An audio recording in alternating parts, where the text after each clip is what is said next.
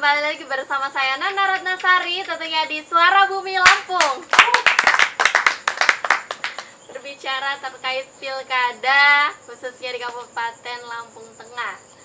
Tentunya bersama Bapak Irawan, Irawan Pak? Indrajaya. Bapak Irawan Indrajaya yang sering kita sapa dengan Bang Boy, seperti itu ya Bang? Ya. Semangat sekali beliau ini, memang terlihat aura-aura mudanya itu masih terpancar seperti Amin. itu. Amin. Saya kalah muda dengan beliau. Oke, intermezzo. Ya, berbicara terkait pilkada serentak yang sehat, sukses dan bahagia, ini bagaimana Bang? Pilkada yang sehat gitu, gimana Bang? Pilkada yang sehat ya. Apa harus penyelenggara dan pemilih serta pesertanya sehat, atau bagaimana sehat yang seperti apa itu? Baik, yang pertama kalau kita bicara tentang sehat, Ya. tentu saja kita harus pahami sehat Betul. itu dari sisi biopsikososial, spiritual dan kultural. Kultural. Jadi ada sehat fisik dan sehat jasmani. Kalau kita bicara tentang pilkada sehat, tentunya harapan kita adalah yang pertama bahwa sehatnya secara fisik, penyelenggara, peserta dan pemilih itu harus sehat. Nah, kemudian sehat secara makro, bahwa kenapa pilkada ini kita sebut, kita berharap, kita juga minta supaya pilkada sehat, situasinya sehat, sarananya sehat, kemudian hasilnya juga sehat. Jadi itu pilkada sehat. Pilkada sehat, terus tadi pilkada Yang sukses. sukses. Ya.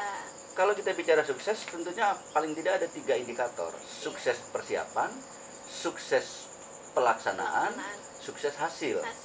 Nah, kalau 3 sukses persiapan ini di awal kita sudah kemukakan bahwa dengan segala macam keterbatasan pemerintah daerah, dengan keterbatasan kita jumlah ad hoc, kemudian dengan keterbatasan semua yang kita miliki, itu merupakan satu tantangan, tetapi juga kita berharap bahwa hasilnya juga akan semakin sukses. Karena tantangan itu adalah peluang buat kami. Jadi kalau sehat itu adalah sampai dengan ke hasilnya, sukses itu juga sampai dengan ke hasilnya. Karena prosesnya kan tetap harus kita langkahi, harus kita lewati. Saya di beberapa kesempatan selalu menyatakan dengan teman-teman penyelenggara ad hoc, satu kalimat saja, jangan pernah takut jatuh kalau kita mau berdiri. Sehingga kalaupun kita di situasi pandemi COVID ini kita banyak dihujat, banyak dicerca, banyak ditakuti, kemudian juga banyak dikhawatirkan oleh orang. Jangan-jangan nanti ini semua kalangan harus menyatakan di rumah saja, sementara kita untuk minta keluar, Betul. untuk memilih. Nah, apa harapan kita?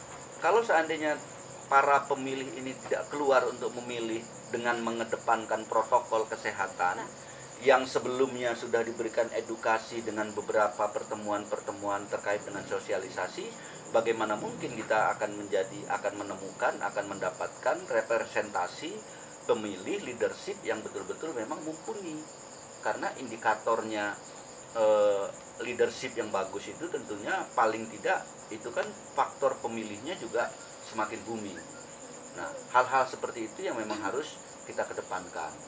Nah, kemudian kalau bagaimana pilkada sehat, pilkada sukses, kemudian bahagia. Bahagia itu juga saya pikir juga sangat abstrak ya. Dalam situasi apapun kita melaksanakan satu event, satu kegiatan, tentu saja yang pertama harus kita ikhlaskan, harus kita tasbihkan bahwa kita melaksanakan pekerjaan itu salah satu tanggung jawab moral, tanggung jawab sosial, tanggung jawab kita sebagai masyarakat yang ada di Lampung Tengah, harus kita laksanakan dengan ikhlas. Mudah-mudahan kalau kita melaksanakan dengan ikhlas, hasilnya juga akan bisa membawa bahagia. Terutama ketika 9 Desember selesai, tidak ada persoalan-persoalan yang menyangkut dengan gugatan, tidak ada persoalan-persoalan yang menyangkut dengan kode etik yang dilaksanakan, proses kegiatannya baik oleh KPU, kemudian teman-teman PPK, dan sampai dengan ke PPS. Iya, betul. Nah, itu adalah paling tidak ukuran-ukuran sederhana yang orang awam pun bisa mencernanya. Iya, saya kira gitu. Berbicara seputar pilkada tentunya kita sering nih Bang dibicarakan oleh masyarakat umumnya.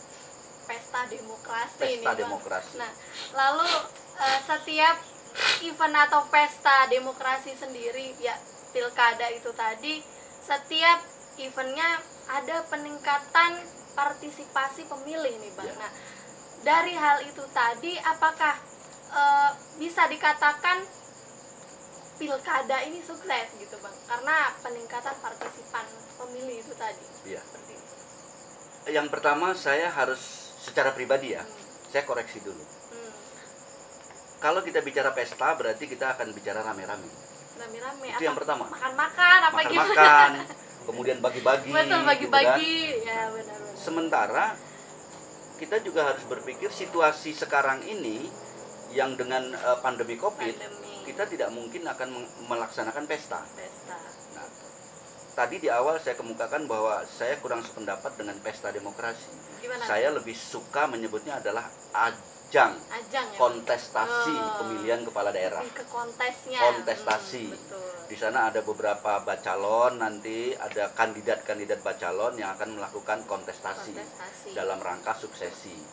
Nah, bagaimana kaitannya dengan persentase, dengan hasil yang seperti disampaikan oleh Mbak Nana? Iya. Apakah partisipasi masyarakat yang datang ke kontestasi tadi itu akan merepresentasi calon pemimpin yang betul-betul kapabel? Jelas. Kalau seandainya pemilih tidak datang ke TPS, kemudian hasil dari pemilihan kepala daerah itu tidak mencapai target yang kita harapkan, betul. tentu saja orang-orang di luaran akan bertanya, bener nggak sih, gitu ya? Serius tidak? Serius ini tidak sih, gitu kan? Ajang ini Ada ya? greget apa tidak Betul. sih, gitu kan? Padahal ini ajang demokrasi, ajang kontestasi yang 5 tahunan sekali itu tetap secara simultan Iya. akan kita lakukan. Regulasinya seperti itu. Nah, jadi ada beberapa koreksi yang memang menurut saya bukan kurang tepat. Ini menurut saya sendiri nih ya, yang kata teman-teman kalau di provinsi dipanggil Mas Boy. Ya, gitu ya. Mereka lebih familiar memanggilnya seperti itu. Menurut saya yang paling tepat itu adalah ajang kontestasi pemilihan kepala daerah dan wakil kepala daerah dalam rangka melaksanakan satu hajat nasional yang diturunkan ke bawah menjadi hajat regional dalam rangka suksesi 5 tahunan. Sangat jelas apa yang disampaikan oleh Mbak Nana itu. Kalau partisipasi masyarakat itu tinggi, itu berarti bahwa leadership pemimpin atau bupati dan wakil bupati yang akan terpilih nanti itu berarti memang betul-betul kapabel. Tetapi faktornya tidak hanya dari sosialisasi, tapi faktornya adalah pengetahuan masyarakat sendiri. Pengetahuan masyarakat sendiri yang diedukasi oleh semua kalangan, baik itu tim sukses bacalon, kemudian penyelenggara di situ ada KPU, ada Bawaslu, ada DKPP, kemudian juga ada aparat-aparat pemerintah yang mengedukasi untuk mereka datang ke TPS. Itu kalau partisipasinya meningkat, itu adalah representasi daripada kapabelnya atau tidaknya leadership pemimpin yang akan memimpin 5 tahun yang akan datang. Begitu Mbak Nana kira-kira. Berbicara terkait apa tadi Bang? Kontestasi ya, kontestasi demokrasi. Lalu demokrasi yang bahagia ini tadi ya kan sempat kita singgung di tema nih Bang. Demokrasi yang bahagia itu demokrasi yang seperti apa Bang? Demokrasi yang bahagia itu menurut saya sederhana saja. Yang pertama, saya harus memberikan satu ilustrasi dulu ya. Bahagia itu ukurannya bukan ketika saya mendapatkan sesuatu dari orang, atau bukan ketika orang lain itu diberikan sesuatu dari orang. Bahagia itu ukurannya kalau menurut saya itu ada di dalam hati saya sendiri. Bahagia itu, saya tidak punya apa-apa tapi saya bisa bahagia. Satu contoh umpamanya kita membayangkan, saya tidak punya apa-apa, tidak dalam kegiatan apa-apa, tetapi saya kepengen bahagia ini. Saya membayangkan saja duduk di pinggir pantai, duduk di pinggir pantai, ada payungnya, di sana ada orang-orang mandi atau ada kolam-kolam, ada ikan-ikan meloncat, itu kita bahagia. Nah, jika dikaitkan dengan proses kontestasi 5 tahunan ini, tentu saja yang pertama kita akan mengedukasi teman-teman penyelenggara ad hoc, para pemilih, kemudian parpol-parpol pendukung, kemudian stakeholder yang lainnya, bahwa proses pelaksanaan suksesi kontestasi 5 tahunan ini harus kita buat bahagia. Bagaimana cara membuat bahagianya? Apapun yang kita punya terhadap kemungkinan-kemungkinan yang bisa kita berikan kepada pemerintah daerah, kepada negara, itu harus kita berikan secara ikhlas, baik tenaga, pikiran, dan seterusnya. Tidak melulu persoalan berapa banyak yang kita dapatkan, tetapi harus kita balik, apa yang bisa saya berikan gitu. Nah, kalau kita sudah bisa seperti itu, kemudian semua masyarakat Kabupaten Lampung Tengah dengan semua elemennya bergerak bersama-sama, saya pikir kita melaksanakan satu proses kontestasi ini pasti dengan bahagia. Apalagi kalau hasilnya sesuai dengan ekspektasi, partisipasi meningkat, kemudian pemilihnya berhasil, kemudian pemimpin yang diharapkan itu betul-betul representasi dari kemauan masyarakat dan capable. Itu ukuran bahagia. Bang, dari tadi kita sudah berbicara bahagia, sukses, dan sehat nih. Ya. Dari hal-hal itu tadi tentunya kita punya konflik-konflik yang terjadi di belakangnya. Nah, khususnya di Lampung Tengah sejauh ini sudah ada pelanggaran-pelanggaran yang terjadi, maupun baik dari pelanggaran administrasi maupun pelanggaran pidana seperti itu. Kira-kira sudah ada belum? Oke. Terkait dengan pelanggaran tentu saja itu bukan ranah saya untuk jawab, ya, karena itu adalah ranahnya teman-teman Bawaslu. Tetapi karena saya juga pernah beberapa kali ada di Panwaslu, kalau dulu sebelum Bawaslu, tentu saja saya yakin dan percaya pasti ada dalam proses perjalanannya. Tetapi mengantisipasi kemungkinan-kemungkinan pelanggaran baik pidana maupun administrasi, kami selaku penyelenggara di KPU Kabupaten Lampung Tengah dan jajaran ad hoc sampai dengan ke bawah mencoba untuk meminimalisir kemungkinan-kemungkinan terjadinya pelanggaran. Sampai dengan hari ini yang kami lakukan di KPU Kabupaten Lampung Tengah, kami merasakan, menurut kami, hemat kami, belum pernah melakukan pelanggaran baik secara administrasi maupun secara pidana. Nah, lebih clear-nya lagi kalau kita bicara penyelenggara, saya pikir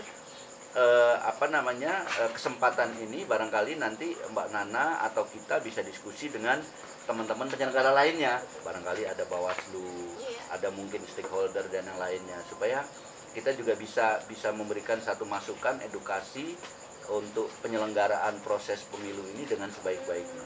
Saya kira gitu.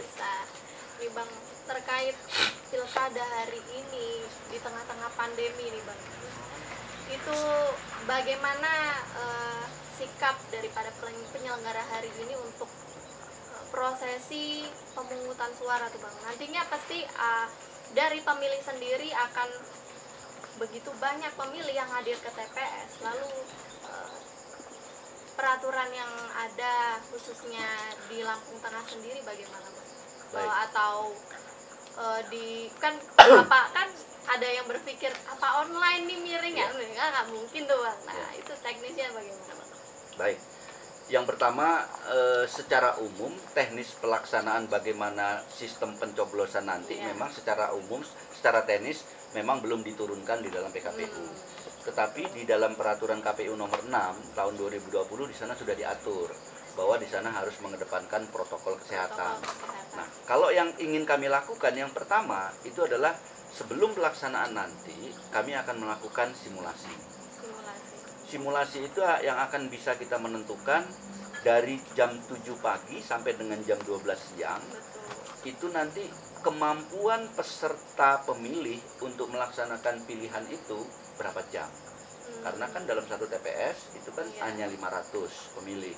Nah, 500 pemilih ini bukan barang yang gampang juga untuk diatur. Betul. Nah, oleh karena itu selain kami melaksanakan nanti simulasi pemilihan, yang kedua juga kami melakukan simulasi pemilihan jika ada post major.